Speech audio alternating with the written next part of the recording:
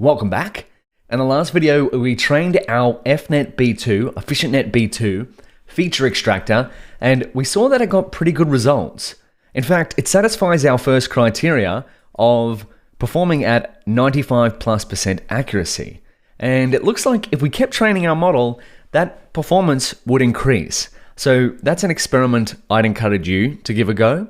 Don't forget, you might need a little bit of data augmentation to prevent overfitting.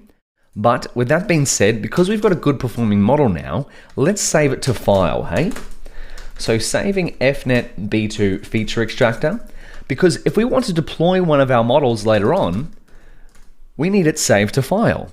So luckily for us, we have another function that's going to help us do just that. So going modular, I'm going to import utils, and then let's save the model.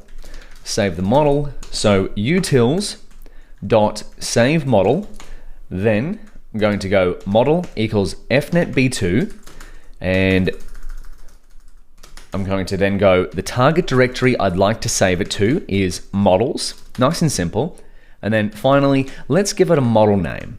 I'll be a little bit verbose here and say, how about 09 pre-trained EffNetB2, and we'll go feature, should we call it feature extractor? Feature extractor, yeah.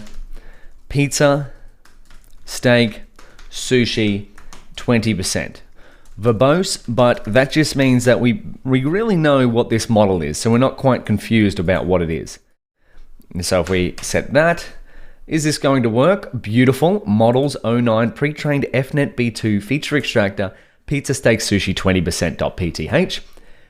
Bit of a mouthful, but that's all right. Models, there's our saved model.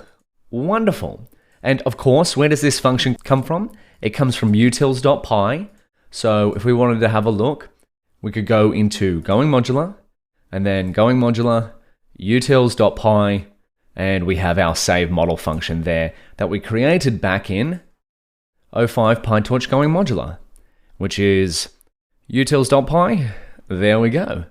So now we've got a saved model. Because we want to deploy this, how about we inspect the size of that model? 3.6. Let's go inspecting the size of our EffNetB2 feature extractor. So I'm going to give this as a challenge to you, is to see how big this file is. Now, why would that be important to check out? So there's two challenges actually. See how big this file is in terms of megabytes, and why would it be important to consider how big a pre-trained model file is in the context of model deployment, especially Food Vision Mini. So a couple of challenges there, but nothing you can't handle. Let's inspect them both or take on them both in the next video.